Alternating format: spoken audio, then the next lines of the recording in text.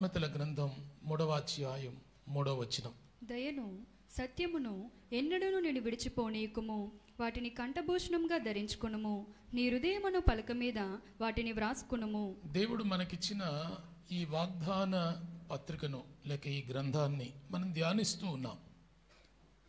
దేవుడు మనకిచ్చిన ఈ వాగ్దానంలో హెచ్చరిక ఉంది, గద్దింపు ఉంది. మనం ఎలా ఉండాలో మనకు ప్రభు నేర్పిస్తూ వచ్చాడు. దయను సత్యమును ఎన్నడూ నిన్ను విడిచి పోనీయకుము. సంఘం దయగలిగిన సంఘంగా, సత్యము కలిగిన సంఘముగా సంఘాన్ని సంపూర్ణతలోనికి నడిపించాలి అనడం దేవుని ఉద్దేశం. అందుకే ప్రభు ఈ మాట మనకు వాగ్దానంగా ఇచ్చారు.